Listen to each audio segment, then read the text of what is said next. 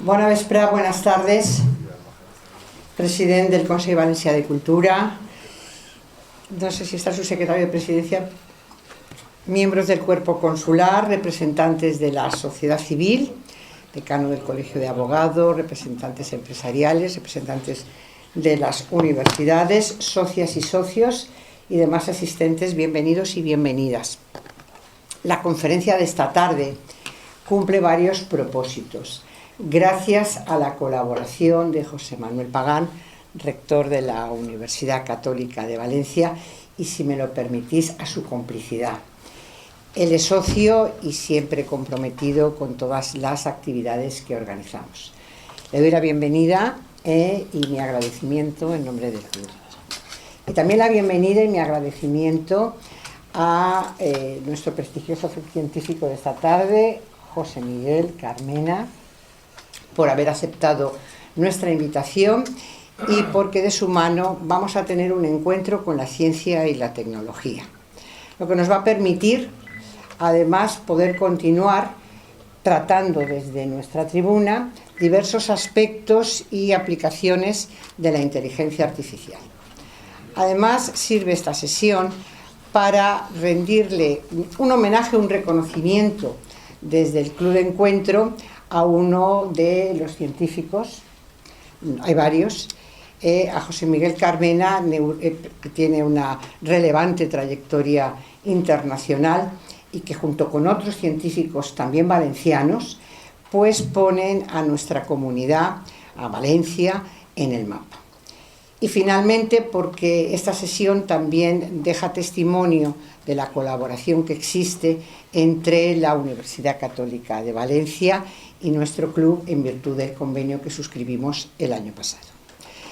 Sin más prolegómenos, le voy a pasar la palabra al rector, a José Manuel Pagán, agradeciéndole que va a ser, él es el que va a realizar amablemente la presentación de nuestro conferenciante. Así que cuando quieras, muy bien.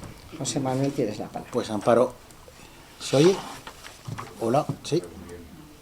Si no, levanto la voz. Bueno, pues muchísimas gracias, Amparo.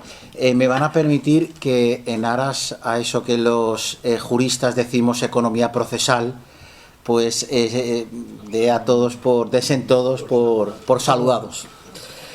Me corresponde, como decía la presidenta, presentar al ponente.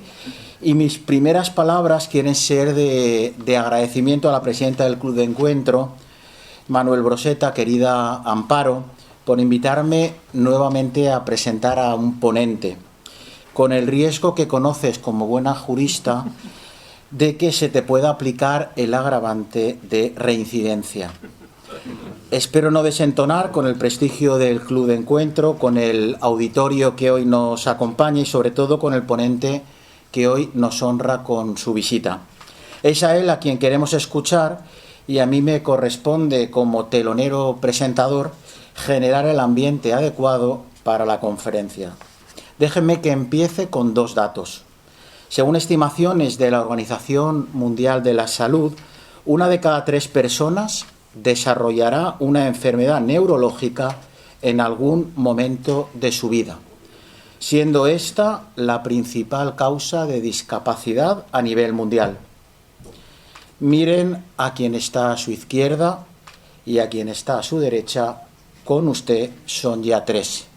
Como 3 somos los que estamos en esta mesa. En 2024, la prestigiosa revista Lancet Neurology publicaba un estudio que advertía de que en España más de 23 millones de personas padecen algún tipo de enfermedad neurológica. Alzheimer y otras demencias, meningitis, epilepsia, migraña, trastornos del espectro autista, etc. Pues bien, la neurotecnología es una respuesta a este reto. No es la única, pero es fundamental. Como fundamental es cuidar la salud y la resiliencia cerebral, reduciendo así la carga de enfermedades cerebrales crónicas en la vejez. Todo esto, neurotecnología, salud y resiliencia cerebral, es lo que estamos trabajando en nuestra universidad a partir del proyecto Brain Health and Resilience Valencia Challenge. al frente del cual están los profesores neurólogos José María Tormos, aquí presente, y Álvaro Pascual Leone, y en cuyo contexto he tenido la suerte de conocer mejor al profesor doctor José Miguel Carmena. Su presentación nos va a permitir hacer un viaje apasionante que se inicia en Valencia, donde estaremos de regreso en unos 13 minutos no más. José Carmena nace en Valencia en 1972 en una familia de médicos. Su abuelo, don Miguel Carmena Villarta, catedrático de Patología General. Su padre, don Rafael Carmena Rodríguez, catedrático de Medicina, fue un referente en el ámbito de la medicina interna y la endocrinología, reconocido por su labor investigadora en el campo del metabolismo y la diabetes. Fue precisamente con su padre con quien tuvo que lidiar el adolescente José Carmena su deseo de dedicarse al tenis y la necesidad para ello de estudiar en el Instituto San Vicente Ferrer en horario nocturno.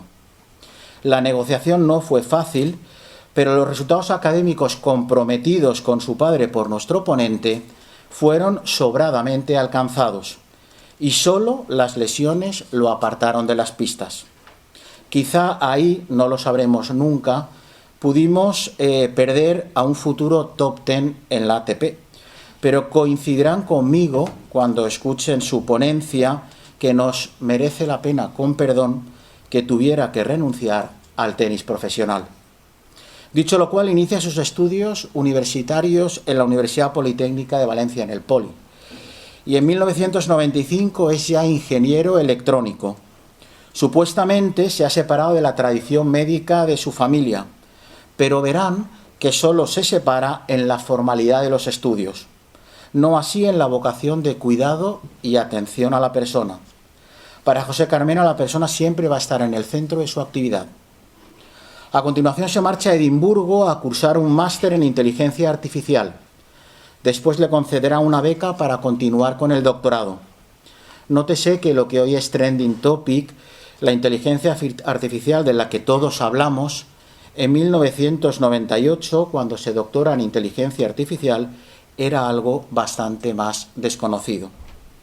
En 2002 completa sus estudios en robótica y cierra esta etapa de 5 años en la que aflora en él nuevamente la inquietud porque su estudio, su investigación, impacte directamente en la vida de las personas. Durante esta etapa se da cuenta de que ignoramos muchas cosas del cerebro, el órgano más complejo. Así que durante su doctorado en robótica decide estudiar más neurociencia. Se forma en el Instituto Cajal, donde es una rara avis, un ingeniero en un mundo de médicos y biólogos. En este momento tiene una especie de epifanía, como aquella que vivió Petrarca en su ascensión al Mont Ventoux, y descubre la ingeniería biomédica y con ello el sentido de su formación anterior. Las piezas empiezan a encajar. Desde la ingeniería electrónica, la inteligencia artificial y la robótica, llega a la neurociencia. Este es un momento importante. Después de casi 5 años en Edimburgo y cuando todo pareciera indicar que lo que tocaba ahora era volver a Valencia, tiene una revelación, o como dicen nuestros jóvenes ahora, a nuestro ponente le explota la cabeza al profundizar en el estudio del cerebro, que es física, química pura, un órgano espongiforme que le cautiva.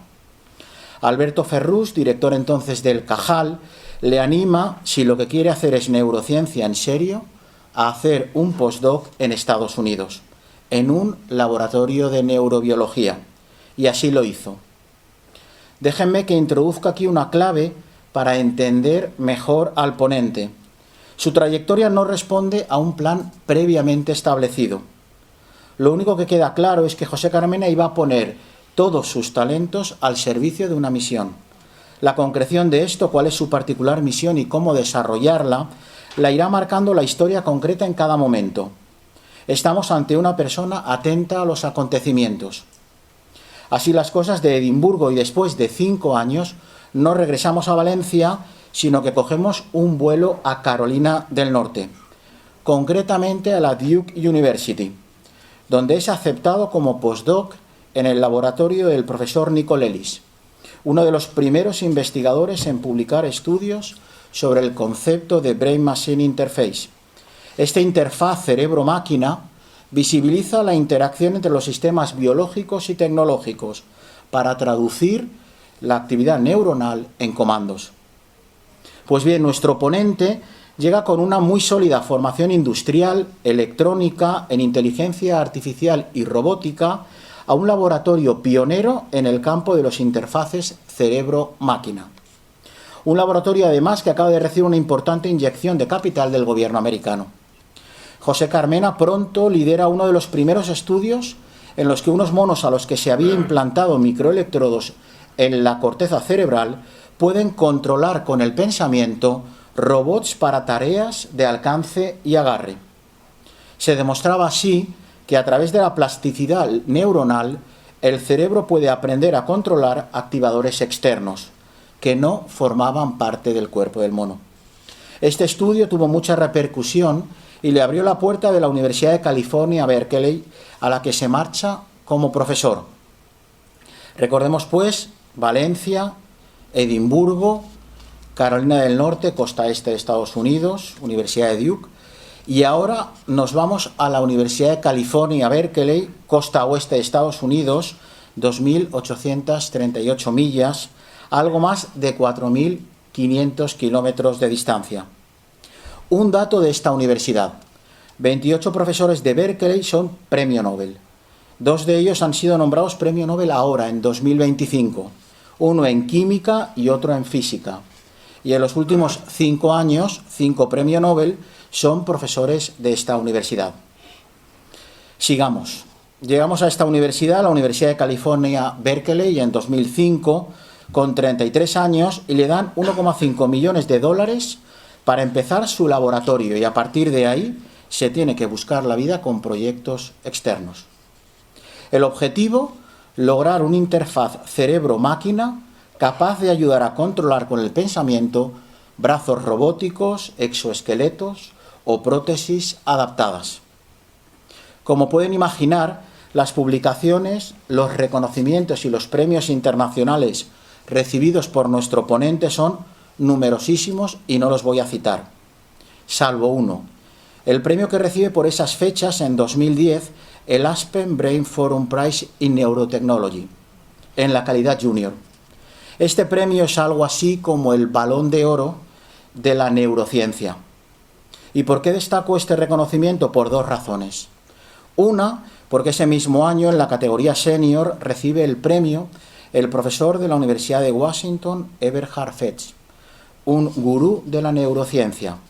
Y en segundo lugar, porque en la misma categoría que nuestro ponente participaba el profesor Ed Boyden, del MIT, otro grande que en esta ocasión, eso sí, no pudo llevarse el reconocimiento que se llevó nuestro ponente.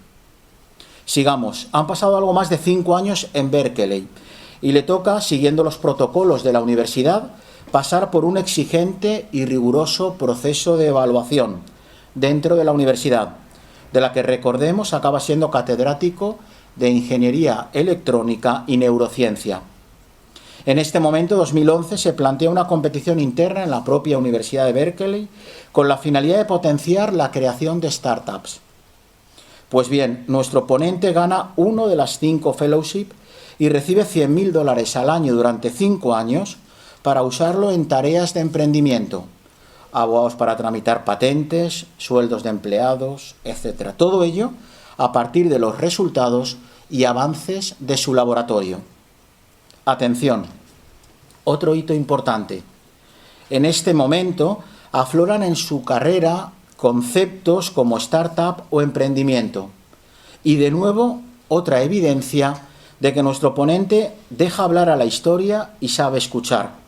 No estaba en sus planes esto de emprender, pero ve la oportunidad y acepta el reto. En 2012 está desarrollando con su colega de departamento y futuro socio, Michel Magarfiz, una tecnología llamada Neural Dust, polvo neuronal, sensores ultrasónicos minúsculos, algo extremadamente complejo que empieza a funcionar en animales. Se publica su paper en una revista de alto impacto y despierta mucho interés en sectores clínicos y en la industria en general. Llega el verano de 2017 y deciden él y su compañero de departamento dar el paso y pedir una excedencia en Berkeley para fundar IOTA Bioscience. Se han formado en emprendimiento, tienen la idea, el prototipo funcionando, las patentes en marcha, disponen de capital inicial para pagar a los primeros empleados y cuentan con 2 doctorandos. Adelante, pues. Aquí nos encontramos con una nueva epifanía. La primera fue aquella que le lleva a estudiar el cerebro, que le conduce a la neurociencia. Y esta le descubre que había vivido en cierta burbuja académica. Constata que una mínima parte de los avances que se publican en revistas científicas de prestigio acaban impactando en la sociedad, en las personas. Lo tiene claro, lo que quiere es crear valor que impacte directamente en las personas. Al poco tiempo se fija en ellos una compañía farmacéutica japonesa, Astellas, interesada en su tecnología Neural Dust, y en octubre de 2020 finalmente compran IOTA Bioscience. En julio de 2021 se desvincula de su actividad docente e investigadora en Berkeley y pasa de catedrático full-time a catedrático adjunto, mientras sigue trabajando en IOTA, que ha pasado de 15 empleados cuando los adquiere Astellas a 200. Permanecerá en la empresa hasta octubre de 2023. Antes, a finales de 2022, se empieza a gestar el proyecto Spain Neurotech, un centro pionero en España y Europa concebido para el desarrollo de herramientas tecnológicas basadas en los fundamentos del cerebro humano. En este proyecto, que lidera el profesor de la Universidad de Columbia, Rafael Yuste, se consideran piezas clave los profesores valencianos Álvaro Pascual Leone y José Carmena.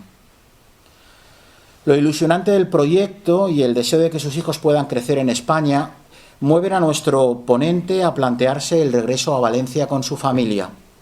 Una vuelta que se vio acelerada por la enfermedad de su padre, don Rafael Carmena Rodríguez, a quien pudo acompañar y cuidar hasta su fallecimiento el 5 de mayo de 2024. Una vez en Valencia, nuestro ponente se vincula a la Universidad Católica de Valencia como investigador senior con un objetivo firme. Y hemos visto que una vez identifica la diana, no falla en el tiro. Pues bien, viene con un objetivo firme: desarrollar con Álvaro Pascual Leone, José María Tormos y todo el equipo de nuestra universidad el proyecto Brain Health and Resilience Valencia Challenge. En su caso, aportando todo su bagaje en neurotecnología. Llegados a este punto, espero haber despertado o aumentado su interés por escuchar al profesor Dr. José Carmena. Muchas gracias.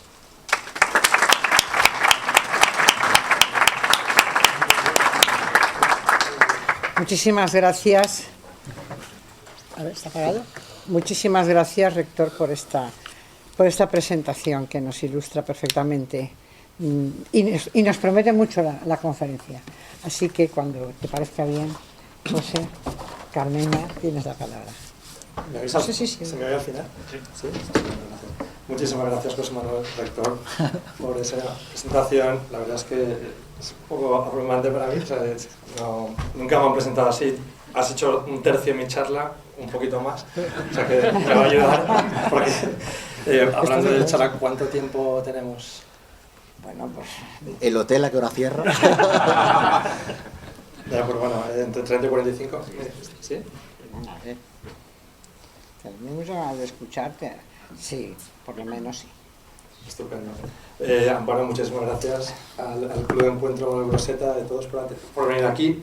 Es un placer enorme. Y bueno, os voy a contar un poco la trayectoria. Bueno, la trayectoria no, porque la ha descrito José Manuel en perfecto detalle, pero un poco el tren que viene ahora para quedarse, igual que ya está la IA metida en sociedad, y es el tren de la neurotecnología, ¿no? Tanto para temas clínicos, de aplicación clínica, en neurología y también en salud mental, como para productos de consumo que nos hagan la vida más fácil. Pero en cualquier caso, neurotecnología aplicada a la sociedad. Esto es lo que llamamos Spenirotec, que José Manuel ha mencionado, que es un proyecto muy ilusionante, que arranca ahora en el sentido de que empiezan ya las primeras plazas a salir en el BOE, y después de varios años bueno, pues de mucho follón entre la Administración del Estado, la Comunidad de Madrid y la Universidad Autónoma, pues ahora hay un edificio, que es el que ven aquí, que es el trimodular en el campus de la Autónoma, que necesita que haya reformas, pero bueno, está ahí. 200 millones de euros de financiación pública, entre 60% el Estado, 40% Comunidad de Madrid, y o sea, el objetivo de este centro es fomentar el desarrollo de neurotecnologías con tres salidas muy claras, muy definidas, tres dianas. Una es la aceleración de ensayos clínicos de tecnologías punteras. Dos, el sacar la tecnología a la empresa, o sea, el desarrollar o promover la creación de startups y empresas que se lleven del laboratorio, digamos, a la sociedad, o sea, que creen valor. Y luego la tercera es también un poco el empuje muy fuerte a lo que llamamos neuroética, ¿no? Que es un poco como el paraguas bajo el cual toda esta neurotecnología, digamos, va a avanzar, ¿no? Y que hasta ahora toda la parte de neuroética ha estado bastante olvidada. Cuando digo olvidada me refiero a que hay miles de personas en el mundo implantadas ya con dispositivos para Parkinson's, epilepsia y otras enfermedades, pero hay muy poca regulación de esos dispositivos, tanto a nivel clínico como de consumo. O sea, todos estos aparatitos que se ven que se pueden comprar, que pueden jugar un videojuego pensando, como una diadema y cosas así, todos esos aparatos, cuando uno compra el dispositivo, en la letra pequeña, que siempre se firma y nunca se lee, pone que básicamente todos esos datos pertenecen a la empresa. O sea, entonces, son cosas que eso no está regulado y que hay que cambiar un poco, ¿no? Porque si no, de alguna forma, luego esos datos pueden ser identificados, o sea, hay problemas de privacidad muy importantes y otras cosas que hoy en día ya son un campo en sí. O sea, la neuroética, de hecho, en la Universidad de Valencia, en la Facultad de Derecho, tengo entendido que hay un grupo bastante fuerte interesado en ese tema. Pero hoy en día ya es un tema de que hay revistas en este campo, congresos, etc., ¿no? Entonces, en Spenirotec, y Rafa Yuste, que es uno de los pioneros en el promover el concepto de la neuroética, va a ser un tema muy importante, ¿no? Pero en general, lo que se pretende, en Spenirotec, y hablando ya en general en neurotecnología, es el desarrollo de herramientas que permitan leer actividad del cerebro y escribir actividad de vuelta. Cuando digo escribir, quiero decir pues que no programar el cerebro per se, pero digamos enviar información al cerebro. O sea, que el cerebro pueda tener información del dispositivo, por ejemplo, que está controlando. Voy a usar el ejemplo de, como ha descrito muy bien antes José Manuel, el interfaz de cerebro-máquina, ¿no? Que es lo que ven aquí. Voy a poner aquí, en este bucle de aquí, que básicamente, o sea, consiste en, el cerebro es el elemento principal de lo que es el interfaz cerebro-máquina. Hay actividad neuronal que es sensada a distintos niveles, de puramente invasivo con electrodos dentro del cerebro, a no invasivo como lo que es el EEG o el electroencefalograma. Y claro, todo esto tiene sus ventajas e inconvenientes. La tecnología no invasiva tiene muchas limitaciones a nivel de información que contiene, etcétera. La tecnología invasiva pues te da toda la información en estado puro, ¿no? La actividad de las neuronas individuales, etcétera. Entonces es un compromiso entre, bueno, pues el médico y el paciente, en este caso, de usted tiene este problema y tiene estas opciones que en su día pues, estarán disponibles, como el que se puede implantar un marcapasos o un estimulador para Parkinson. Pues hay opciones invasivas o no invasivas. Pero en cualquier caso, la información que, digamos, es sensada del cerebro entra en esta cajita de aquí, que esto es lo que hoy llamaríamos la IA, ¿no? O sea, esto aquí pone algoritmo de transformación, es un algoritmo matemático que lo que hace es decodificar estas señales en señales de control. O sea, si la persona está pensando en mover un brazo o un cursor en una pantalla o una silla de ruedas en la que está sentada, pues traducir esas señales, esas intenciones en señales de control de ese dispositivo. Eso lo hace esta cajita de aquí. Y luego una parte muy importante de esto que veremos también en la charla es lo que es el feedback, ¿no? La retroalimentación. El hecho de que el cerebro humano, pues en este caso, vía sistema visual puede ver qué bien o mal está haciendo la tarea o en cada ensayo la persona y entonces adaptarse, o sea, mejorar en cada ensayo. Este es un ejemplo también en el que cuando digo de escribir información con nuevas tecnologías en el cerebro, pues me refiero a el estimular eléctricamente en el cerebro, por ejemplo, información táctil. Si vamos a usar el ejemplo que ahora veremos en vídeos de un brazo robótico que es controlado con el cerebro, pues no solamente poder moverlo para agarrar un objeto, y a lo mejor pues es un objeto, o sea, es un vaso para beber agua o algo, sino que la persona pueda sentir información táctil de la mano robótica. O sea, en casos de amputación o de lesión de médula, que uno no puede mover su propio brazo y aprende a controlar un brazo robótico, que es el ejemplo en el que me voy a basar hoy, cuando hablo de estas neurotecnologías, el proveer a esa interfaz con información sensorial artificial, y que el cerebro aprende no solo a controlar un brazo que no es suyo, sino también a sentirlo. Igual que sentimos en la punta de nuestros dedos, ¿no?, cuando agarramos algo. Entonces, esto es el ejemplo de tecnologías para leer y escribir información, que se pueden aplicar a muchos ámbitos, ¿no? Pero yo voy a usar hoy el ejemplo de, pues eso, de lo que es la interfaz cerebro-máquina y las disciplinas que conlleva la neurotecnología, pues eso, ingeniería per se, inteligencia artificial, neurociencia y neuroética. Aplicaciones muchísimas. En el ámbito de neurología, pues inducir plasticidad neuronal en caso de ictus, hacer un bypass de una lesión de médula, como acabo de contar ahora, para encontrar una prótesis, etcétera, etcétera. Y un poco lo que es las líneas de investigación futuras, que es la aplicación de estas tecnologías en salud mental, que hablaré un poco de esto al final, ¿vale? Por favor, pararme si queréis, si hay preguntas durante la charla, y luego por supuesto tendremos tiempo así de coloquio, pero si hay algo que no queda claro o que alguna pregunta, por favor levantad la mano y encantadísimo. Vamos a ir un momento atrás a mis años de, como decía José Manuel, de postdoc, cuando llegué a Duke, y os voy a mostrar unos vídeos para que luego comparéis también y veáis, ¿no? Estos en 2003, bueno, estos vídeos son realmente antes de 2002-2003, son algunos de mis monos con los que yo trabajaba, que están implantados con electrodos de forma crónica en distintas áreas de la corteza motora y premotora, y como ya expliqué antes en ese diagrama, lo que estamos haciendo aquí es registrar señales de estas neuronas y utilizando, pues en este caso, una red neuronal, creando mapas que predigan dónde, en este caso el mono, quiere mover en el primer caso, que veis en este vídeo aquí, esa bolita, ese cursor para cruzar o llegar a la diana, y cada vez que le da la diana recibe unas gotas de zumo de frutas, ¿no? Entonces es como un videojuego en el que aprenden a jugar, y lo que están haciendo ellos es controlar, en ausencia de movimiento natural, podéis ver el brazo del mono apoyado, digamos, en lo que es la silla, o sea, no está moviendo ningún joystick ni nada, y está aprendiendo a cómo controlar esa bolita para poder alcanzar esa diana que sale en sitios aleatorios en cada ensayo. Los monos entienden el juego porque lo han jugado de forma manual antes, pero cuando lo ponemos en forma BMI o Brain Machine Interface, quitamos la palanca y le obligamos al mono a hacerlo, digamos, pensando, o sea, en controlar eso con el pensamiento. Este estudio demostró, o sea, en este artículo demostramos, digamos, la curva de aprendizaje de estos monos en estas tareas y la reorganización plástica en distintas áreas del cerebro que ocurre por el hecho de estar practicando día tras día y ensayo tras ensayo.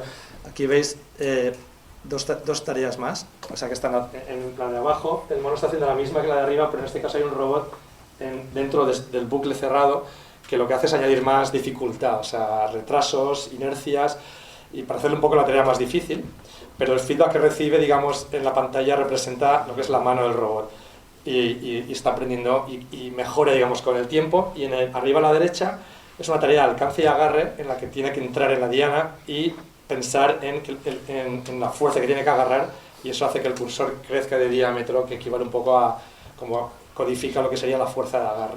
Eso es un poco el cómo adaptamos tareas de lo que llamaríamos tarea de alcance y agarre, ¿vale? en el digamos, contexto de un macaco jugando un juego simple, ¿no?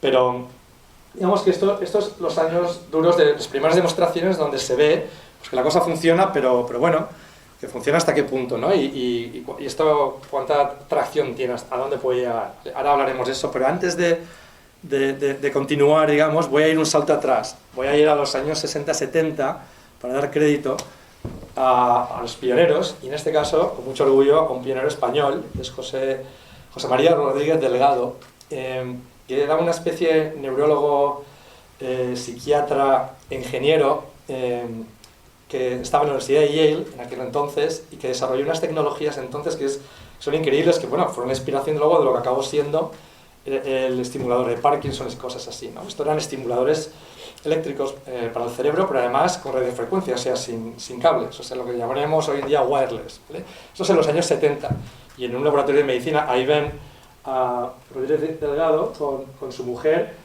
que era el asistente de laboratorio, y bueno, cosas que no se verían hoy en los laboratorios, con el mono ahí, digamos, sin estar, digamos, protegido en una jaula ni cosas así, pero esto es los años 70.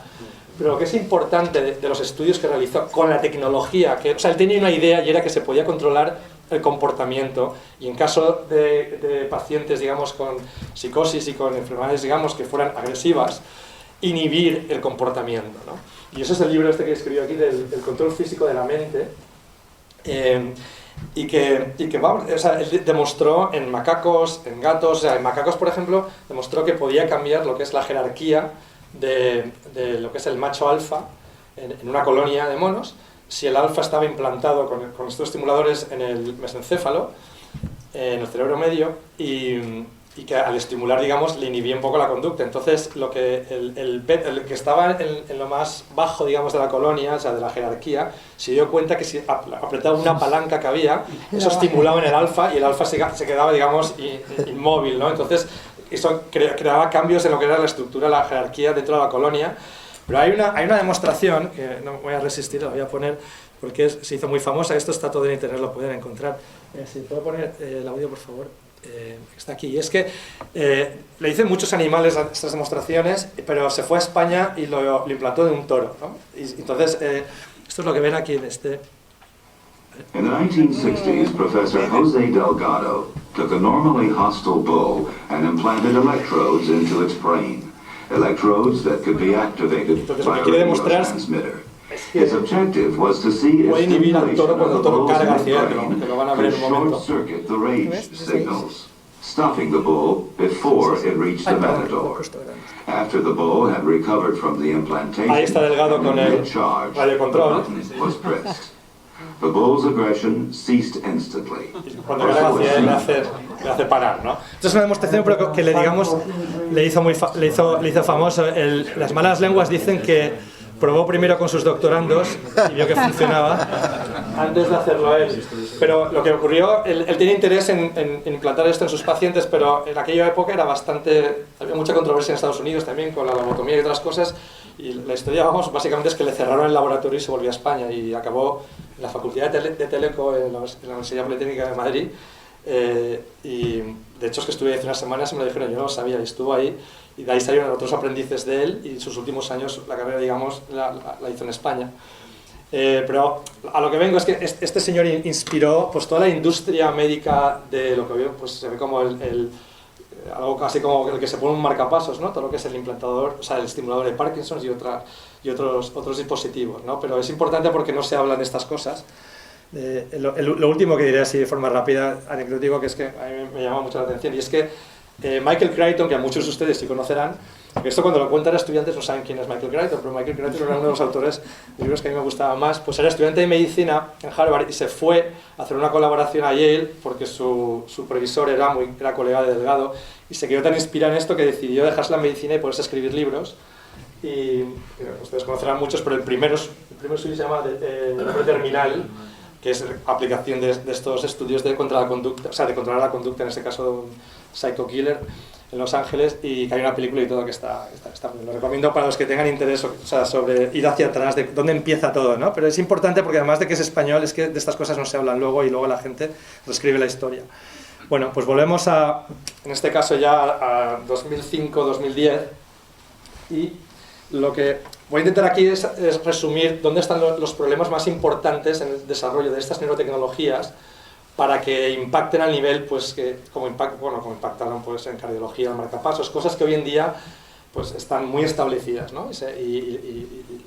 Digamos, un médico puede prescribir eso a un paciente y decir, bueno, usted se puede incluso un implante coclear para oír oír en caso de sordera, etcétera, etcétera. ¿Cómo llegamos a ese desarrollo con las prótesis, en el ejemplo en concreto que les he puesto, ¿no? Para gente con problemas de movimiento, pues por ictus, por parálisis o amputación. Entonces, hay dos categorías de problemas. Una es la tecnología en sí, o sea, lo que es, en este caso, los electrodos, lo que se va a implantar en el cerebro.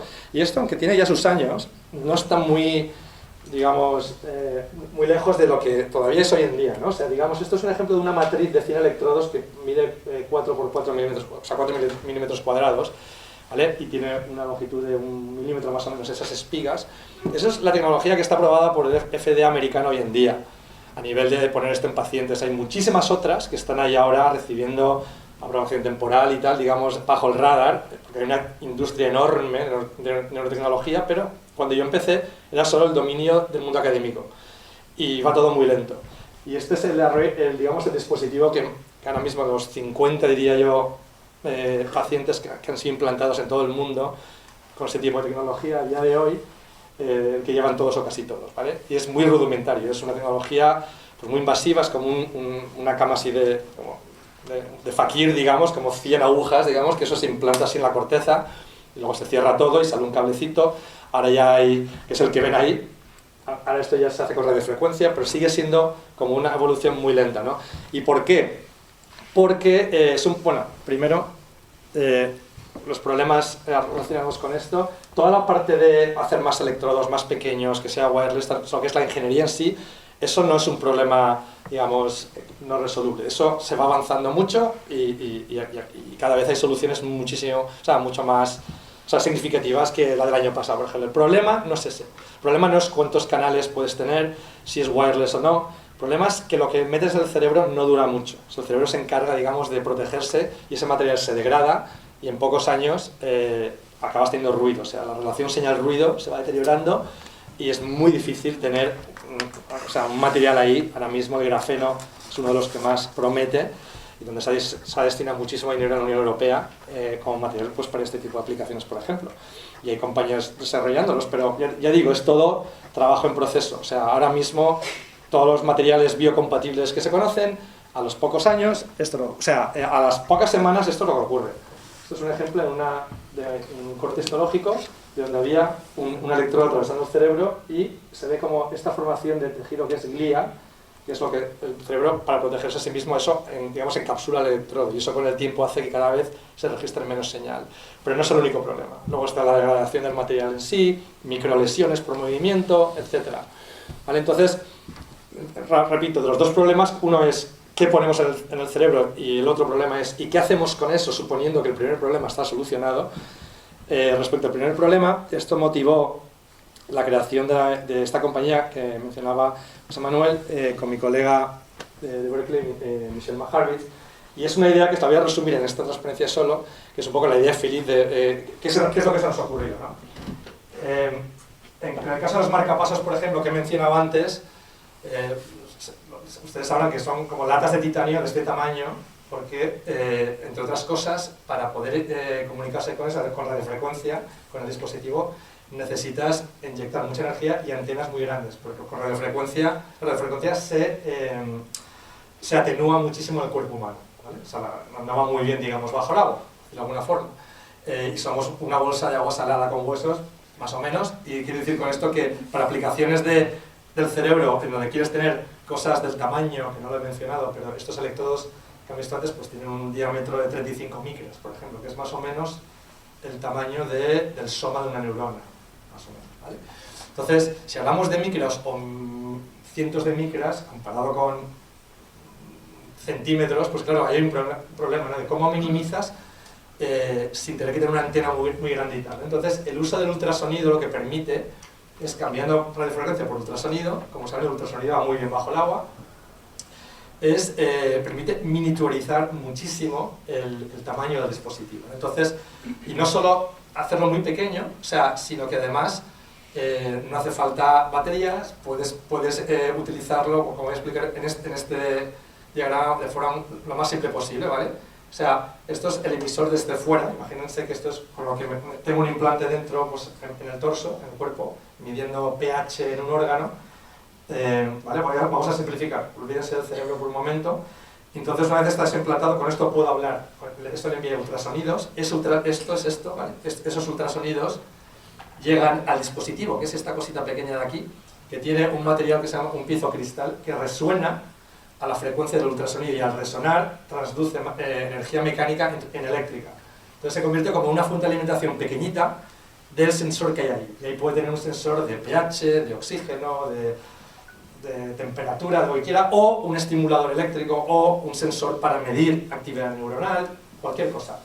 Es el circuito que ustedes quieran, y luego en el eco reflejado, o sea, ponen que esto es una onda ultrasónica y llega y rebota. Y en la onda que rebota se puede codificar información de vuelta.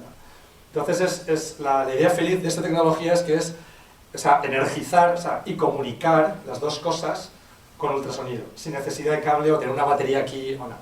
Eso es un poco la idea que se nos ocurrió para solucionar uno de los problemas de evitar los cables, evitar lo que es el micromovimiento respecto al cerebro de lo que está anclado en el cráneo, por ejemplo, porque eso crea microlesiones. O sea, cómo solucionar el problema de que estas tecnologías duren décadas en vez de unos pocos años antes de que ya no sirvan, porque si las vas a implantar, eso es un problema, ¿no?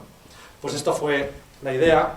De ahí salieron otras muchas que el gobierno americano empezó a financiar, o sea, con la idea de que, bueno, es toda una autopista de información que baja del cerebro por el nervio vago a todos los órganos. Entonces, si puedes tener tecnologías implantables muy pequeñitas, puedes empezar a tratar muchas enfermedades. Por ejemplo, enfermedades autoinmunes, si en el bazo, en el nervio que inerva el bazo, que es el nervio esplénico, si pones ahí un estimulador muy pequeñito, por ejemplo, uno de estos, lo dejas ahí y haces así y te estimulas. Al estimular ahí puedes regular inflamación para enfermedades como Crohn's o artritis reumatoide, ¿no? Enfermedades en las que pues a lo mejor hay que rebajar las citoquinas proinflamatorias y esto, que es lo que hace realmente el cerebro, o sea, la interacción entre el sistema nervioso y el sistema inmune, son estas autopistas de información que bajan y al final inervan en un órgano, pero vienen, en este caso, por el nervio esplénico, y es un tema muy interesante, muy bonito, en el que la tecnología lo que puede hacer es ayudar a regular eso. Cuando hay una enfermedad es que eso está mal regulado y el cerebro no está bajando inflamación cuando tendría que bajarla, por ejemplo, ¿no? Entonces, con estos estimuladores aparcados en un sitio que ahora mismo no se podría, con una tecnología más, digamos, mundana o más grande, pues es un ejemplo, ¿no? O sea, una diana explotando el diseño de la tecnología. Y eso es un poco lo que, al publicar esto, pues bueno, nos pasamos un poco de lo que es la publicación científica a la compañía que lanzamos, que es lo que ha comentado José Manuel, ¿no? Es que en esta charla es la que utilizo normalmente también para motivar a estudiantes un poco de dar ejemplos del camino de lo que es de la ciencia a la empresa, ¿no? O sea, de problemas motivados, que no lo he mencionado, pero que el problema del Neural Dust, la idea esta, la hicimos puramente para atraer a estudiantes a nuestros laboratorios, o sea, porque pues, cada año compites con otras universidades para tener a los mejores. Entonces les tienes que dar un problema interesante, un problema que, digamos, sea algo casi imposible de resolver para una década, ¿no? Que tenga muchos problemas. Y esto fue el concepto del Neural Dust, de poder, digamos, miniaturizar esto y fabricarlo para aplicaciones de verdad, con todos los problemas que tiene, que eran problemas muy interesantes, pero que el modelo teórico decía que podían funcionar, ¿no? O sea, que no era un poco violación de la física, pero aún así era un desafío.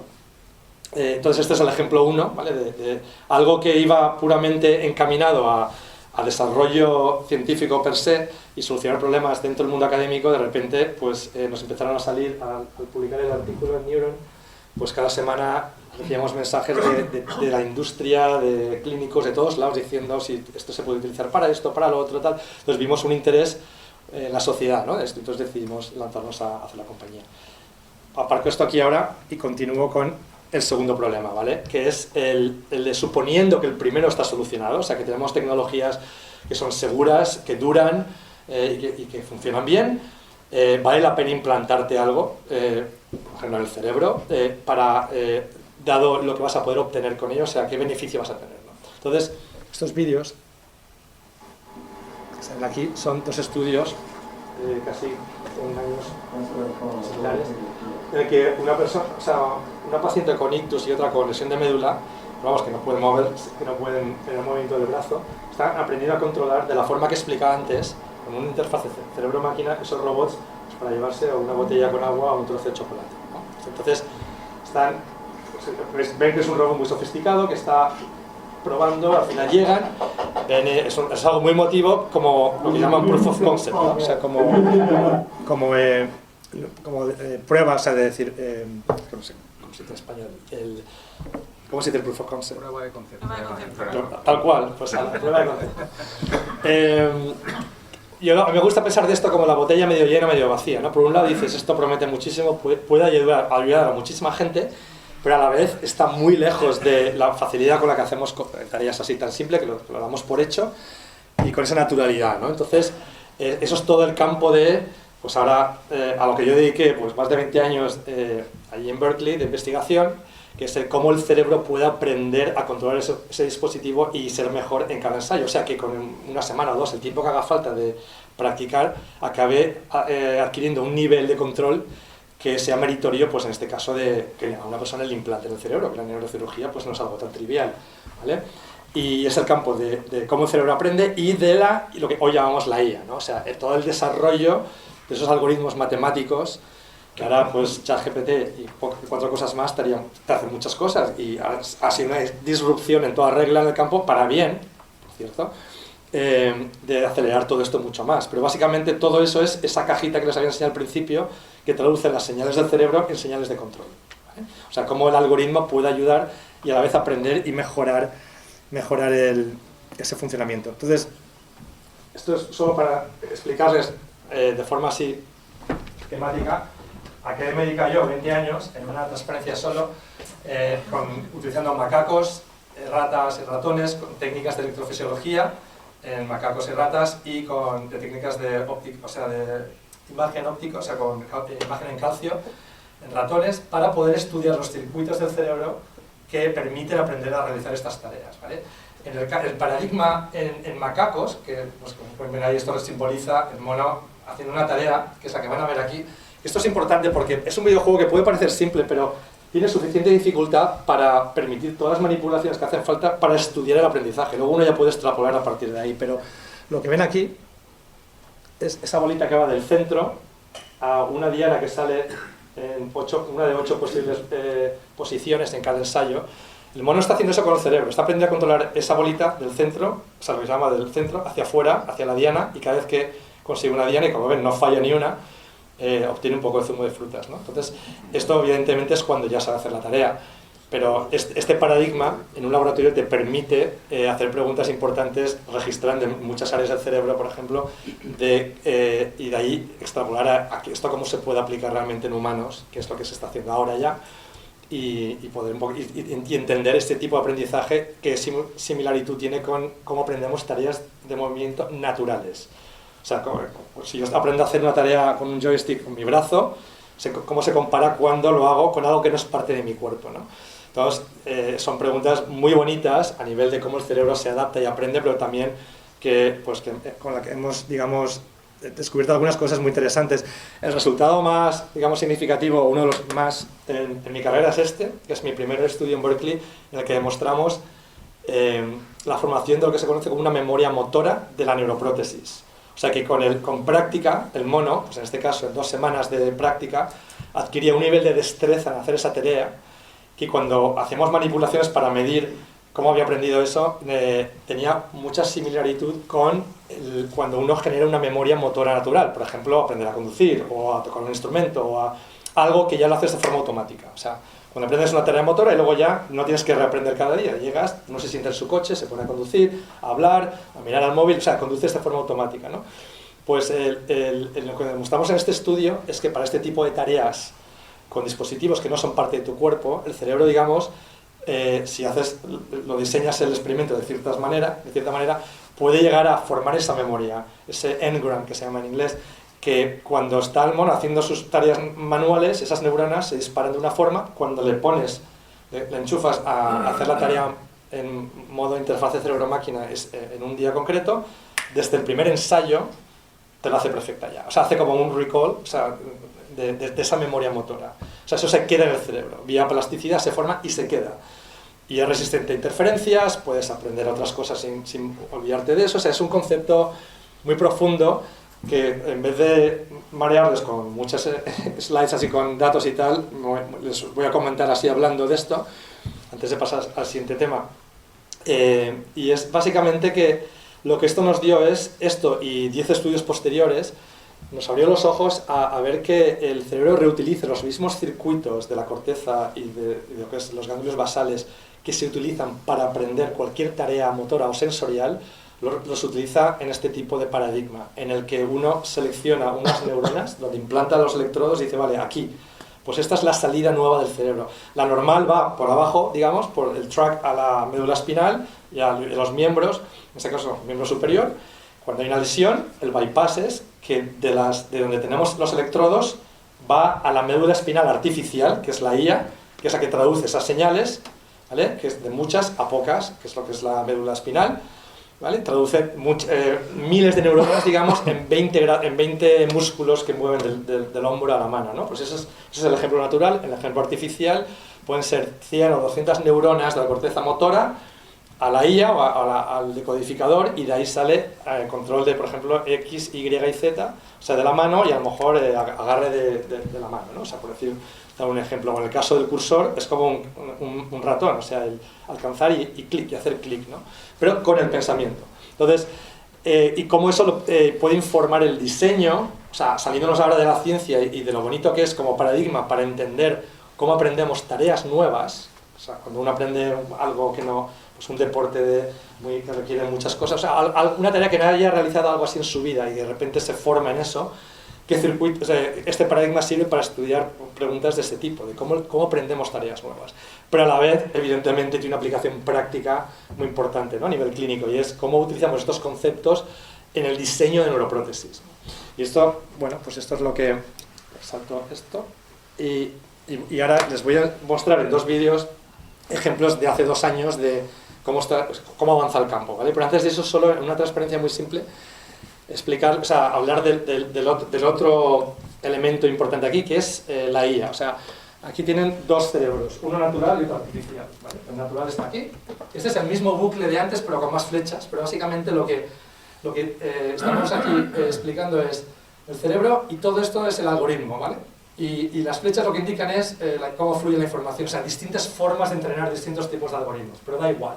El concepto aquí es el de entrenar el algoritmo en bucle cerrado. Quiere decir, cuando el paciente, o en este caso el mono, está aprendiendo la tarea, o está intentando hacerla, que sea entonces el algoritmo que intente aprender cómo está aprendiendo el cerebro. Es un tema complicado porque las escalas de tiempo son muy distintas, el cerebro es más lento que el algoritmo.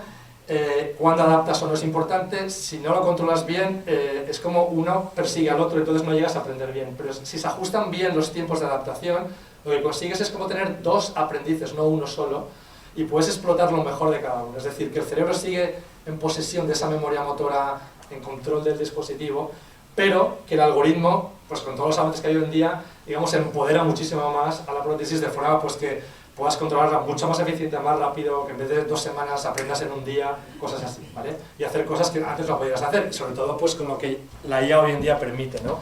Con la capacidad de, digamos, a raíz de datos obtenidos de comportamiento, no solo neurales, se puede predecir el comportamiento con mucha fidelidad. Entonces, es un bloque ahora muy importante en este concepto de cómo adaptar el algoritmo. No les voy a dar más detalles, podemos hablar luego si quieren, pero quería mencionarlo. Es un tema muy importante en todo lo que es el bloque, o sea, de la interfaz de cerebro-máquina.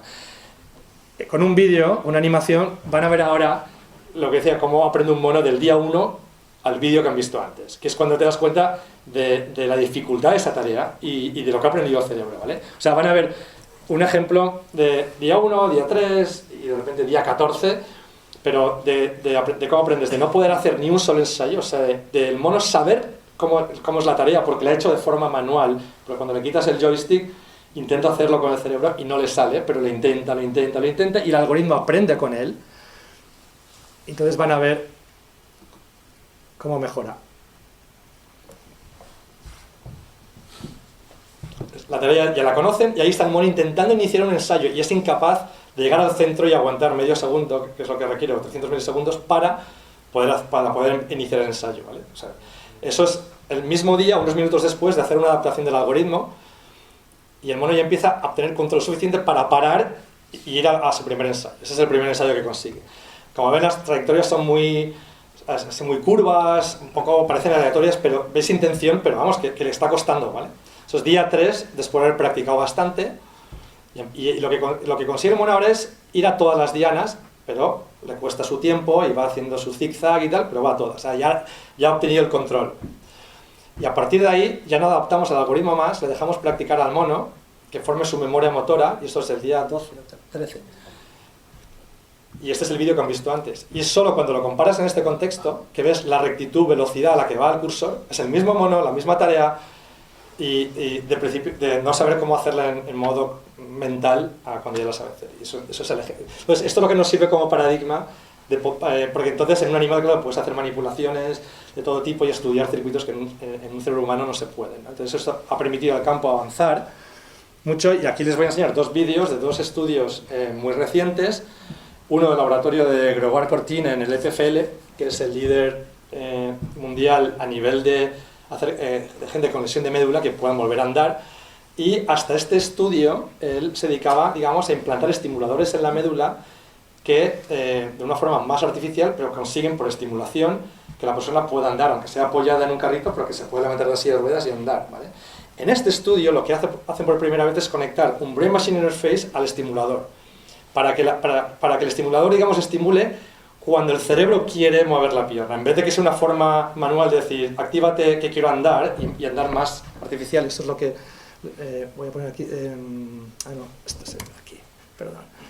Si puede poner el volumen otra vez, por favor. Este es este paciente que ven aquí.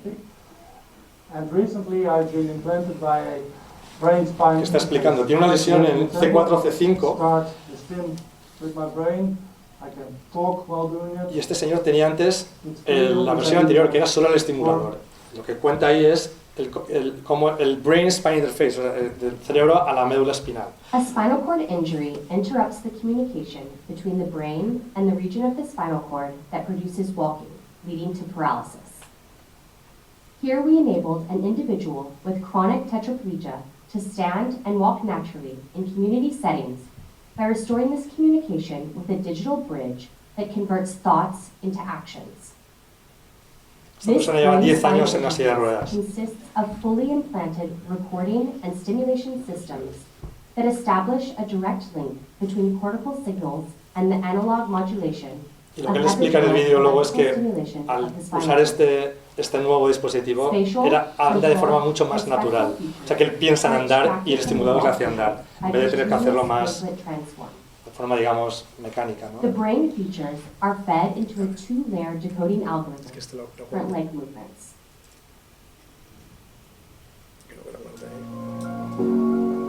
The most surprising thing, I think, happened after 2 days.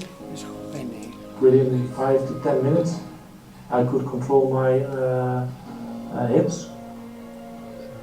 The brain implant picked up what I was doing with my hips, so that was like the best outcome, I think, for everyone.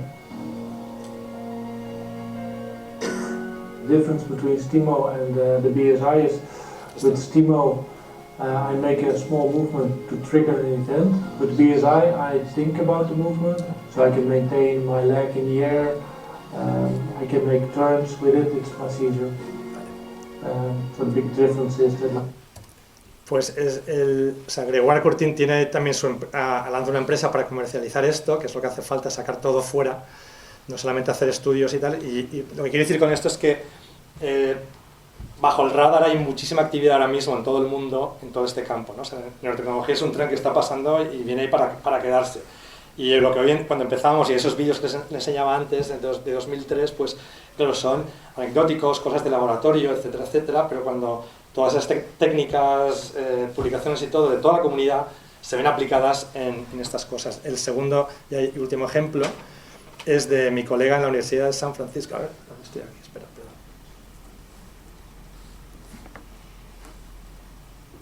Ahora.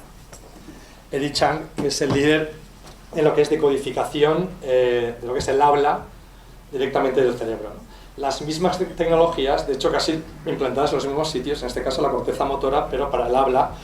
Entonces, el paper que sacaron hace 2 años, esta paciente que por un tipo de parálisis no podía hablar ya desde hace muchos años, consiguen decodificar el habla más, o sea, de una forma más natural, con el uso de la IA ahora, con todo lo que son los LLMs y etcétera, obteniendo muchos datos de una base de datos de esa persona con registros y de otras con registros similares, pero además de lo que van a ver, o sea, lo que son los rasgos faciales, ¿no? O sea, de que a la persona le ponen delante un avatar que representa a esa persona antes de la lesión y que pueden decodificar el estado un poco, pues eso, de felicidad o preocupación de la persona, o sea, rasgos faciales mientras habla. Eso es la prueba de concepto que he demostrado.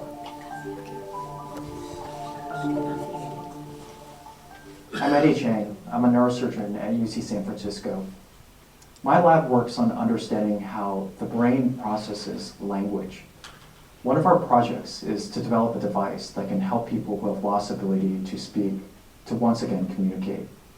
We've just published a new study in the journal Nature that builds upon our previous work, which showed that it's possible to record neural activity from a paralyzed person who is attempting to speak and translate that activity into words and sentences as text on a screen.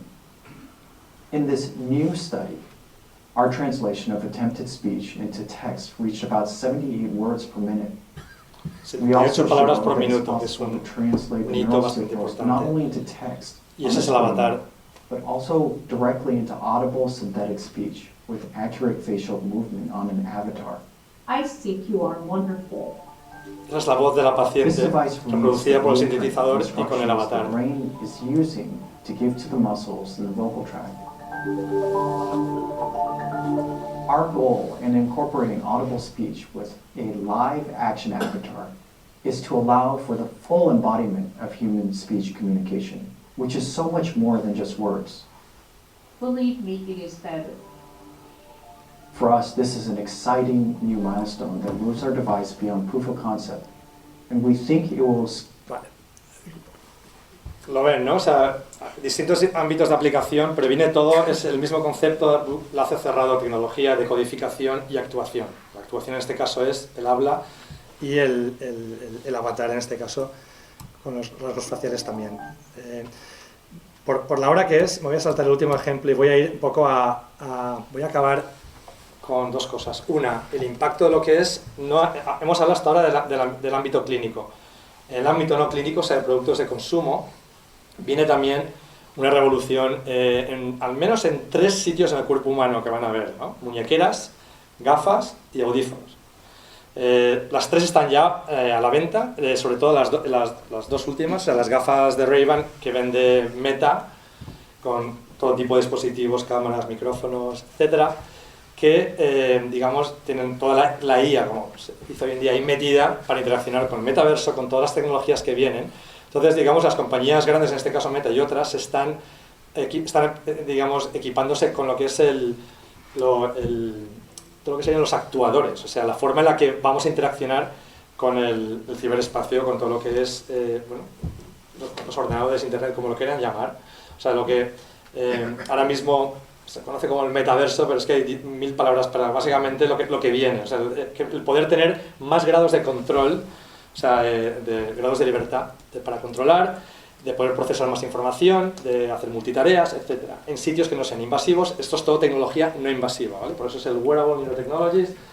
Y, claro, en sitios donde pues, está muy aceptado, igual que hay un reloj o una pulsera, que le permiten a uno, pues de forma, no voy a tener tiempo de explicar eso ahora, pero luego si tienen interés les cuento, pues el poder aumentar a lo mejor grados de libertad de como escribir en un teclado sin utilizar los dedos, simplemente pensando en escribir por la información que se está registrando muscular en este caso, pero retroalimentada un poco o inferida de lo que viene del cerebro. Quiero decir, aplicación de todas estas ideas de cómo los circuitos del cerebro pueden aprender tareas nuevas, en el caso en que uno selecciona de forma arbitraria cuáles son esas salidas importantes, esos outputs. Ese es el concepto realmente de toda la charla, aplicado en cosas clínicas o en lo que viene en cosas que se puedan llevar. En el caso de audífonos es interesante porque aquí se puede registrar información del EEG, o sea, que permite un poco tener como un pequeño BMI aquí metido, ¿no? O sea, puedes oír una voz que te dice cosas, un feedback, pero a la vez puedes sensar información del cerebro y generar comandos de acción con simplemente un audífono aquí.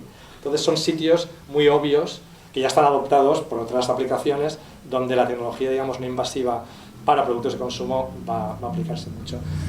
Y ya el último punto muy rápido es en el tema salud mental que mencionaba antes. Este es mi colega Vichan, el que está trabajando en todo el tema del habla, pero trabajamos juntos cuando yo estaba todavía en Berkeley en un proyecto del gobierno americano muy interesante que era trasladar todas estas tecnologías del ámbito neurológico al psiquiátrico, o sea, lo que es salud mental, en el sentido de sensar en distintos nodos del cerebro, por ejemplo en enfermedades mentales, para entender la enfermedad mejor, entender un poco, o sea, poder decodificar biomarcadores de esa enfermedad, y luego la actuación, en este caso, siendo estimulación eléctrica en distintos nodos para inducir plasticidad y de alguna forma desaprender esa enfermedad, ¿no? Eso es un poco el santo grial, ¿a dónde apunta esto? ¿Qué sería lo que se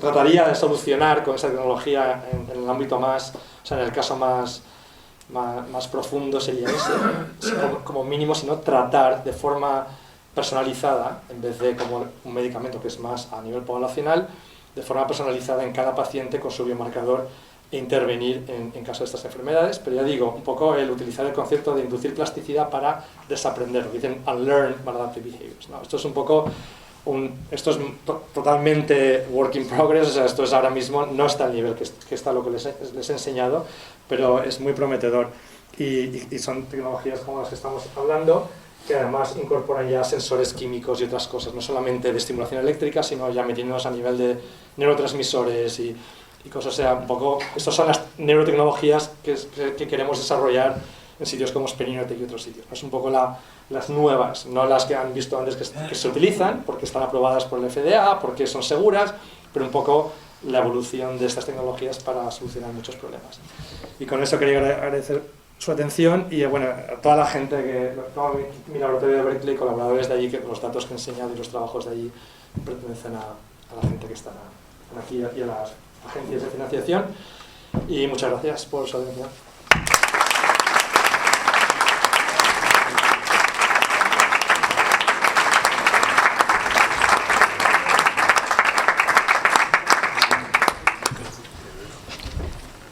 Muchísimas gracias, José, por esta fascinante conferencia que nos abre un poco la ventana a la esperanza y a veces también al desconcierto, ¿no? Para los que no estamos metidos, que somos la mayoría en general de los ciudadanos, en lo que son las investigaciones científicas de este tipo. Yo no sé si hay alguna pregunta en la sala. ¿Hay alguna pregunta en la sala? Muy bien, pues muchas gracias, José María. No, sí, aquí en la primera fila, por favor, José María.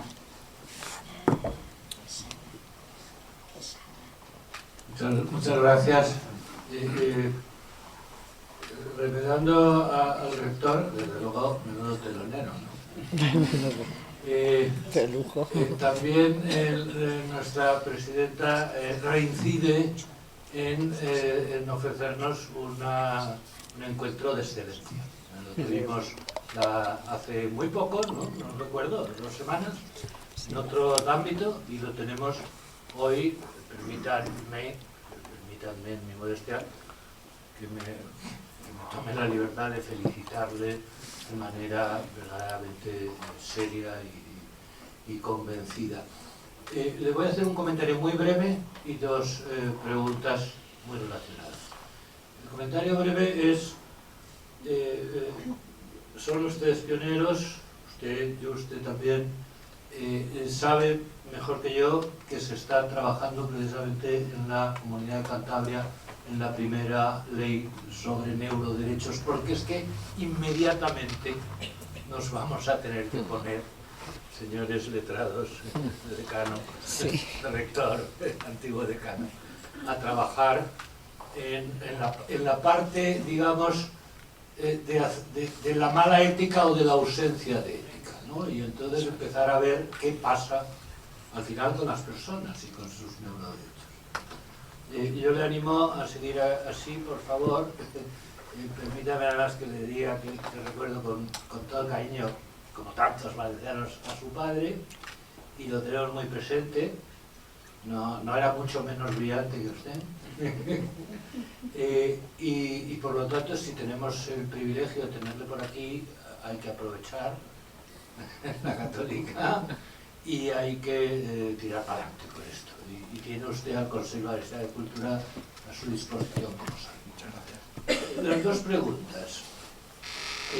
Yo hacía tiempo que no oía hablar con esta naturalidad, sin ninguna connotación, de las bondades de la inteligencia artificial. Hay que decirlo a boca llena desde mi punto de vista, o dígame usted que estoy equivocado. Y todas esas reticencias que vienen desde los dos extremos, pues vamos a ver si acabamos con ellas y hacemos uso ético de la herramienta. Y lo segundo, que ya es del último minuto, qué estimulante es el verbo desaprender. Y cuántas opciones de desaprender tenemos. Y yo creo que la sociedad valenciana ahora está con los deberes sin hacer. Y los deberes son desaprender tanta maldad, tanta discusión estéril y ponernos a cero. Tal vez necesitemos de sus dispositivos, tal vez no seamos capaces de hacerlo de forma natural y aunque no los necesitemos, nos tengan, presidenta, que implantar algún bicho de estos. Enhorabuena, por favor, fundamentalmente a nuestro protagonista, pero no son ninguno de ustedes dos ajenos a la alícuota de enhorabuena que les corresponde. Gracias por dejarme intervenir. Nada, José María, un placer, un lujo. Muchas gracias. A ver, la primera pregunta era sobre el uso responsable de la IA o las bondades de la IA. Yo he sido muy claro al principio, o sea, hasta hace 4 años creo que fue cuando salió el primer caso, bueno, salió el ChatGPT a la escena y todo el mundo empezó a hablar de la IA. Yo llevaba 20 hablando del decodificador matemático, que es esa cajita que traduce señales, que al final es un filtro de Kalman o bueno, cualquiera de las posibilidades que hay en el ámbito de redes neuronales y cosas que existían ya, pero que son muy específicas y focalizadas en algo, ¿no? Que al final es un algoritmo matemático, eso es lo que es. La cosa se complica cuando la gente, bueno, cuando hablamos de la IA, de lo que es la IA hoy en día, pero es que la IA hoy en día es una cosa muy grande, que incluye muchas cosas y que sí, es un tema que hay que tomárselo muy en serio. Yo lo que he hecho ha sido de echarle un capote en el sentido de decir, en esta aplicación, en este caso, ha sido como un booster, o sea, como un motor muy fuerte en el que nosotros nos peleábamos ahí, o sea, buscando el algoritmo mejor que predecía un poco mejor el movimiento, y ahora esto llega como un obús, simplemente que si lo usas bien te puede ayudar muchísimo a controlar mejor ese dispositivo. Por supuesto te puede crear otros problemas, probablemente en el caso de estos modelos de lenguaje, pues como ya existen las redes sociales, de sesgo, de privacidad, de muchas cosas, ¿no? O sea, eso no se va, eso está ahí. El tema es buscar la forma responsable de utilizar estas tecnologías y por supuesto que haya una regulación y una ética detrás. Y tradicionalmente la tecnología ha ido delante de la ética, y la ética remolque, y ahora lo que hace falta mucho más es que salgan, ¿no? que avance. La segunda pregunta sobre los dispositivos, perdón, era... Desaprender. O sea, desaprender. Ahí me lanzo yo, sin saber ya siquiera si el verbo es correcto decirlo así, porque o sea, yo esto lo estudié, lo utilizo todo en inglés y ahora me dedico a traducirlo en tiempo real y habrá nota ya alguna palabra que me invento por ahí.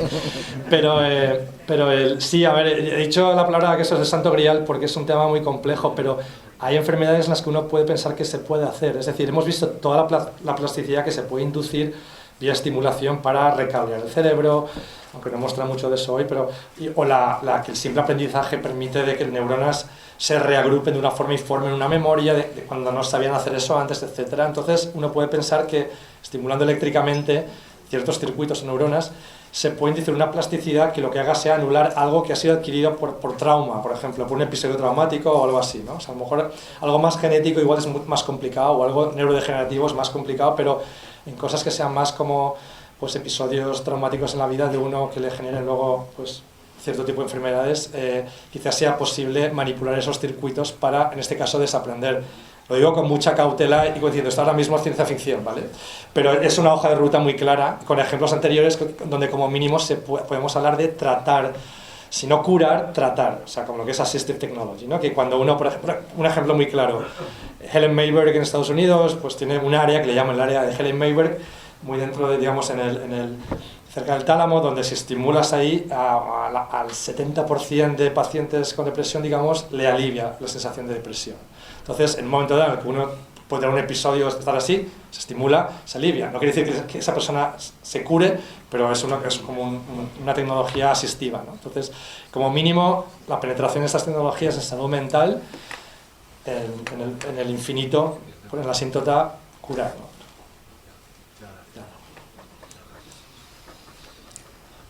¿Alguna pregunta? Un momentito. ¿Qué pregunta, Javier? Bueno, pues felicidades a Amparo, a José Manuel y por supuesto a José por su presentación. A lo mejor por mi perfil, pues ya igual la pregunta que hago es un poco técnica, pero voy a intentar, a ver, tu opinión. Además, al hilo de desaprender, es decir, hay una parte de lo que sería la aplicación de la neurotecnología en recuperar funciones perdidas, como lo que has mostrado, pero hay otra parte que sería desarrollar habilidades que no se tienen. Y cuando has comentado el tema del lenguaje, que en el fondo es la más perfecta o más desarrollada o fina de las habilidades motoras, al fin y al cabo, en clase de los alumnos explico cómo el lenguaje es, o sea, el acento nos diferencia en regiones, pero sabemos que analizando el lenguaje es tan individual como la huella digital, ¿no? O sea, el acento, la forma de pronunciar una palabra. Pero cuando desarrollamos habilidades o las personas que aprenden una función y, como estabas mostrando en los macacos, a fuerza de entrenamiento, generan circuitos sin contacto con el joystick, sino con la información de ida y vuelta, está generando circuitos y patrones motores, como has comentado, y es un aprendizaje. Como todo aprendizaje motor, es decir, por ejemplo, en el aula no sabemos cuánta limitación de patrones motores de diferentes idiomas podemos aprender, pero en algunos casos es a costa de recursos que usamos menos o circuitos que no empleamos tanto, o sea, es decir, este desarrollo de habilidades es a costa de recursos que tenemos, en caso de gente normal y en caso de gente que ha tenido una enfermedad, a costa de una parte del cerebro que ya está necrótica, ya está, no se puede usar, a costa de neuroplasticidad, ¿no? O sea, ese desaprendizaje, la otra parte, es decir, aprender cosas nuevas con tecnologías a costa de recursos que tenemos. Sí, reutilizando lo que hay. O sea, los estudios de EFETS que José Manuel ha comentado, el pionero en este campo, tuvo un paper muy bonito en Nature, pues en 2002 o por ahí, o 2006, no me acuerdo, donde mostraban que, o sea, pues, si había una lesión, pero registrando neuronas que eran presinápticas a la lesión y registraban de ahí y estimulaban en neuronas postsinápticas de la lesión. Entonces hacían como un bypass, o sea, lo que sería la parte necrótica o la parte infartada, entonces registrando suficientes neuronas de ahí y manteniendo en los periodos de cómo se induce esa plasticidad, que son unas ventanas de tiempo definidas, mostraban que el mono podía recablear el cerebro, digamos, eso, o sea, esa área infartada, ¿no? Entonces, en el tema de ictus tiene muchísimo futuro en todo lo que es la estimulación cerebral, como ejemplo de reutilización de recursos de lo que te queda. Luego hay otros ejemplos también, pues con amputaciones y tal, pues áreas que se han utilizado menos, pero también al final hay cosas, no he tenido tiempo de mostrar, ¿no? Pero en estudios que hicimos también empujamos la pregunta al límite, ¿no? De la plasticidad, de decir, a ver, porque muchas veces me hacen la pregunta de qué área del cerebro es la más indicada para poner el BMI, ¿no? O sea, con tanta plasticidad, pero ¿cuál? Entonces yo digo, bueno, pues si pudiera elegir, yo pondría algún sitio de la corteza prefrontal, porque está diseñada para acción, hay mucho territorio ahí que no se sabe muy bien, o sea, que no está tan mapeado como el motor, que a lo mejor, pues si tienes zona infartada en la zona que controla más el brazo, pues te mueves mal, pero en lo que es la corteza prefrontal, pues hay como más territorio, como decir de alguna forma, ¿no? Donde en principio puedes poner eso ahí y que funcione bien, pero en principio plasticidad y en todo el cerebro. Entonces hicimos un estudio extremo de implantar los electrodos y designar como las neuronas motoras en la corteza primaria visual, la radiorotón. Hay neuronas que se dedican, digamos, a procesar información visual. Ahora el animal tenía que aprender a cómo controlar el disparo de esas neuronas para controlar el BMI, ¿no? El dispositivo. Y aprenden, o sea, les cuesta, pero aprenden. Entonces el mensaje es, pues hay que ponerla ahí. No, eso es un estudio para demostrar un poco que todos estos circuitos que hablábamos son como un algoritmo común en todo el neocórtex, de la corteza frontal parietal y occipital, y que es un tema muy interesante, pero bueno, luego sí, a nivel práctico, pues no, poner la corteza motora o prefrontal, bueno, sí, reutilización de recursos, pero también una capacidad innata del cerebro de aprender cosas nuevas. Y que, en fin, que acaba por evolución así, con motor, sensorial y tal, pero es todo el mismo, como decía Moncassel, el mismo algoritmo, por decirlo de una forma, ¿no? de funcionamiento. ¿No? ¿Alguna pregunta?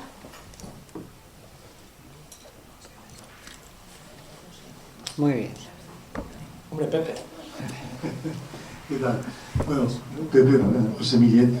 Bueno, agradecer al Club de Encuentro que hayáis elegido un ponente de estas características, porque yo siempre digo que es un lujo de que José haya querido volver a Valencia, instalarse donde salió, ¿vale? Y de alguna forma, pues todo lo que he hecho allí, pues ahora aquí está impulsándolo, ¿no? Yo además tuve el privilegio de estar en Ayota, tanto para ver la fábrica por él y por su socio, y vamos, aún se ha quedado corto en lo que es la presentación con lo que hicieron aquí, ¿no? Yo, más que preguntas, diría dos aspectos, por si quiere comentaros, por reforzar algo más. Una es que ha hablado de la transferencia, ¿no? de ese conocimiento que se generó y con papers y tal, cómo llegó a una empresa, una startup, que después esa fue comprada más adelante. Ese es un ejemplo de transferencia muy clara y que en Estados Unidos se hace mucho. Aquí en España lo estamos intentando a las universidades, pero cuesta más. Pero también hay otro aspecto muy importante, y no sé si lo ha contado, lo del chico que estaba trabajando con él y que fue a Google, ¿no? Que estaba trabajando con el guante. A Meta, sí. Es que me lo ha saltado porque no... Sí, ya... me lo ha saltado, pero yo lo quiero poner como un ejemplo de que también cuando hay alguien formándose, haciendo la tesis, que es ya más que lo que es el grado y lo que es el máster, allí Google lo vio claramente y lo incorporó a su empresa. Entonces aporta valor, ¿no? Entonces yo creo que aquí también de alguna forma las empresas tenían que ver a esa gente bien formada, con muchas habilidades, incorporarlas, que no lo vean como un gasto, sino como una forma de aportar valor, ¿no? Entonces es otra forma de transferencia, por si quiere comentarlo. Y la otra, ya más de curiosidad, es que también en muchos productos, que he hablado de productos de consumo, si llegas tarde ya no tienes nada que hacer, pero a veces si llegas muy pronto también te puedes dar un tortazo, ¿no? Entonces, cuando he puesto las Ray-Ban de Meta, hace 10-15 años estaban las Google Glass. Bueno, estamos hablando de Google Glass, que iba a ser el no da más, ¿no? Se quedó un poco chasco, y ahora han vuelto fuerte Meta, porque tiene todo el tema de metaverso, y se ha asociado con Ray-Ban para que sea algo más vistoso y no sean tan feas como las Google Glass, ¿no? Entonces, tú que estás más metido en ese mundo, ¿qué futuro le auguras a estas cosas? Bueno, no, pues exactamente eso. O sea, antes de Google, en las trincheras murieron 4 o 5, ¿no? Como Lycos, Altavista, Yahoo y todas, ¿no? O sea, pero luego llega Google con el algoritmo nuevo y se lo come todo. Pues estas tecnologías, pues el ejemplo de Google Glass es muy bueno. Lo que simboliza un poco es la dificultad de adopción por las masas de las cosas, que no es trivial, que en un laboratorio demuestras algo y es espectacular, pero que luego si la cosa, pues por estigmatismo, porque pareces un cyborg, o sea, por lo que sea, porque no es algo raro, pues no, o sea, se muere el proyecto, y es lo que pasó con Google Glass. Entonces, porque eran unas gafas un poco, sí, que parecían así como de Star Trek, tenías unas cámaras, tal. En el fondo, no hacían nada raro, pero simplemente a nivel cosmético no, la gente decía, ¿eso para qué? La IA no era lo mismo que era ahora, todas las aplicaciones. Entonces, un poco lo que ha hecho Meta es hacer un diseño muy molón con unas Ray-Ban, apenas se ve que tiene cámaras y tiene cosas, son unas gafas normal, modelo muy estándar de ellos, y luego, claro, empujado con todo lo que es la IA ahora, y hay aplicaciones que pueden hacer, y entonces de repente eso tira, ¿no? Pero es un tema realmente de adopción, tanto a nivel clínico como de consumo. O sea, el ejemplo en la aplicación clínica, pues bueno, yo siempre cuando me metí en este campo, el ejemplo con el que trabajamos es no des por hecho que la gente va a utilizar esto. Por ejemplo, en las reuniones que teníamos con DARPA, la parte del defensa, o sea, el Departamento de Defensa americano, pero que financia proyectos de investigación, ellos tienen muchos amputados, ¿no? Soldados que vienen con amputaciones de las guerras, pues tienen muchísimo interés en las prótesis motoras, como lo que hablábamos hoy. Y algunas de ellas se enganchan al brazo y se conectan a lo que queda del miembro amputado. Pero no son cómodas, son a veces dolorosas de controlar. Entonces, lo que nos acaban diciendo en estas reuniones siempre, los médicos que venían de DARPA, era que al final el soldado lo que prefería era lo que decía el hook, el enganche, o sea, la típica prótesis pinza, que es como un gancho, la pinza, que le dejaran ya, que el robot que no podía. Entonces, claro, es una pena, pero te remarca mucho la sensibilidad que hay y lo importante que es la adopción, o sea, de todo, o sea, la ergonomía, la cosmética, nivel de dolor, etcétera, y si te vale la pena o no, por muy chulo que sea la cosa parezca, realmente al final, si yo lo que quiero es algo que agarre y es muy fácil de controlar, y eso es lo que ocurría con eso, ¿no? Y también, por tener una cosa te está quitando otra. Por ejemplo, en los años 60 o 70 en Nueva Zelanda, pues un señor inventó pues para ciegos una especie de bastón, o sea, unas gafas que tenían, o sea, que con ultrasonidos le avisaba pues, de lo que el bastón, digamos, medía, ¿no? O sea, pero como una forma de sensar a distancia objetos. O sea, con esas gafas, o sea, con sensores ultrasonidos hay el problema. Y claro que los ciegos que digamos, utilizan muchísimo, se apoyan muchísimo el sistema auditivo, pues ahí estaban oyendo sonidos que eran los ultrasonidos diciéndole, codificando información de dónde hay un objeto. Pero entonces estás interfiriendo con su forma natural de oír, entonces las gafas nunca fueron a ningún lado. Pero yo lo estudiamos como ejemplos fallidos de tecnologías que podían hacer, ayudar a algo, pero al final no lo conseguían por alguna razón, ¿no? Ya sea de ergonomía, pues en este caso de sustitución o cambiar una cosa por la otra. Entonces es un tema muy importante, pero que también hay otros factores, volviendo a lo de Google Glass, y es que lo que puedes hacer con eso ahora no es lo que puedes hacer hace 10 años. Y esa revolución más un diseño más bonito, bingo, ¿no? Eso es. Y lo ha vuelto a ocurrir con el GoPro, ¿no? Las gafas estas de realidad virtual de Apple, que las han quitado del mercado a los 6 meses, porque nadie se ve yendo por la calle con eso. Eso es una pasada lo que puedes hacer con eso, pero casi como en tu casa para jugar un videojuego, pero no, es un problema de adopción. Entonces ya no están en el mercado, pero bueno, seguro que se evoluciona a algo mejor, ¿no? No sé si hay alguna pregunta más. Veo que no, pero me vais a permitir que traslade aquí a los miembros de la mesa para que de manera muy breve, porque nosotros somos sociedad civil, tú lo sabes, José, y te comentaba en la presentación, decía que uno de los propósitos era rendirte un homenaje por parte del Club de Encuentro a ti como científico, pero además poner en valor lo que tenemos en Valencia. Hay posibilidad de que de manera muy breve, que considerara, especificaréis un poco más lo que se está haciendo en la iniciativa de la Universidad Católica, me gustaría. Esa una. Y la otra, como sociedad civil, toda la financiación de la que has hablado parece que es pública para el Spain Neurotech ¿qué pasa en el tema científico? Sí puede ser breve, pero dentro de A ver, no podemos ir sin saber esas cosas, por lo menos todos. Gracias, porque es importante y por el tema de la charla, que es más focalizado eso, me he desviado más. Pienso que es un momento muy importante para Valencia y para lo que contaba José Manuel de lo que se está generando en la Católica, pero que es realmente con un ecosistema y muy inclusivo de tanto de universidades como de empresas y de la comunidad científica para el desarrollo, o sea, para pillar el tren este que viene. Y cuando digo el tren es, para mí, la mejor noticia de que existe Spain Neurotech, que empieza ahora. O sea, para tu segunda pregunta no te puedo decir nada porque no empieza todavía Spain Neurotech, pero quiero decir, están saliendo las primeras plazas de dirección y eso en el BOE ahora este mes. A lo largo del año que viene seguirán las contrataciones, luego ya personal investigador, la reforma del edificio, tardará años, o sea, hasta que veamos cosas tardará. Pero vosotros estáis trabajando Digo, para decirlo claro, el dinero de alguna forma está en el banco, esos fondos están garantizados, el edificio está ahí y eso ya está aprobado y tira. O sea, ahora irá a la marcha que van las cosas de la administración. Parte de la idea de Spain Neurotech era crear esta red en el territorio nacional de satélites donde se pueda catalizar pues cosas, las distintas outputs de las que hablábamos, ¿no? Neuroderechos, First in Human ensayos clínicos y sobre todo el desarrollo de las empresas que sea el motor, el tejido realmente que lleve esto de laboratorio a la sociedad, ¿no? O sea, Spin-Tech nace con una aplicación muy práctica, ¿no? De impacto en sociedad. De ahí salen los satélites de los que hablamos y ahí Álvaro Pascualeón y yo teníamos mucho interés en Valencia potenciar algo que coincidió con José María Tormos y lo que explica José Manuel y la Católica iniciando esta iniciativa Salud Cerebral, donde yo empecé a hablar con ellos y vi una oportunidad de que aquí, digamos, se puede catalizar esto en Valencia en el ámbito sobre todo privado para acelerar cosas, o sea, a nivel de empresas. O sea, Spin-Tech tiene la parte, digamos, de financiación pública, que son los laboratorios per se en este edificio, pero luego está previsto que exista pues, lo que es un poco lo que es el brazo corporativo, o sea, o privado, de financiación a nivel de fondos de inversión. O sea, ¿quién va a potenciar esas empresas? ¿De dónde va a salir el capital para que eso realmente se traduzca en algo y no solo lo que se publica en laboratorios, ¿no? Entonces, eso es un entramado complicado que requiere la creación de fondos de capital riesgo, que requiere pues un poco agrupar empresas y, bueno,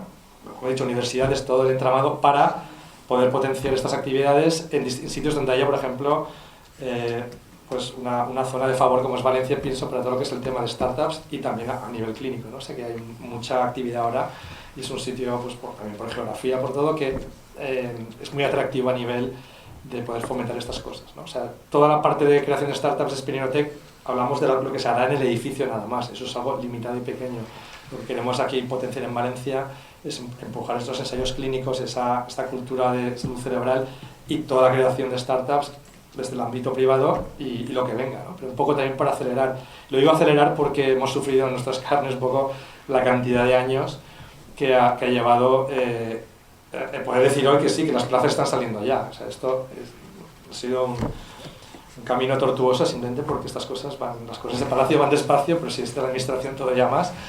Y bueno, pero por fin va a salir, pero hay oportunidades ya en otros ámbitos de hacerlo un poco más rápido, ¿no? Y en eso estamos. Muy bien, pues no sé si José Manuel... Yo de manera muy rápida, nunca des la palabra a un profesor bueno, porque la va a coger. No, de manera muy rápida. Es verdad que yo creo que una manera de resumir lo que queremos hacer con el proyecto de salud cerebral, que es una manera de entender la investigación en nuestra universidad. Es decir, la investigación verdaderamente impacta cuando llega a la sociedad. Entonces aquí vimos que efectivamente el problema de la salud cerebral es un problema real. Estos datos con los que empezábamos la presentación son ciertos y se puede trabajar en la prevención de la salud cerebral, ¿no? Y ahí entendíamos que tenemos una misión también como universidad en materia de formación, de investigación y a nivel también asistencial. Y luego con esa visión que comentaba también José, ¿no? Es verdad que la providencia ha hecho que tanto Álvaro Pascual, que mantiene su cátedra en Harvard, pero que es valenciano y que todo valenciano pues le gusta volver a la terreta, bueno, pues yo creo que es una oportunidad que tengamos a dos de los neurocientíficos de más prestigio, pues con voluntad de seguir vinculados a Valencia, ¿no?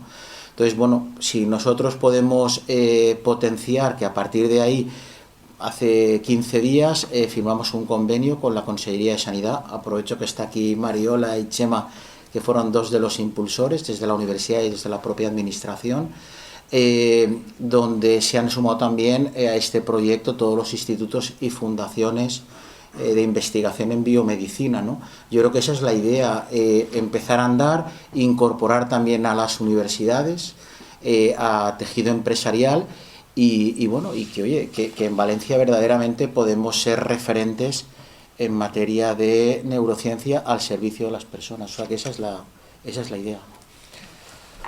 Pues muchísimas gracias a los dos por hacer posible un encuentro con la ciencia y la tecnología y por ser el hacedor, no el colaborador, como decía al principio en mi bienvenida de mi querido rector y socio José Manuel.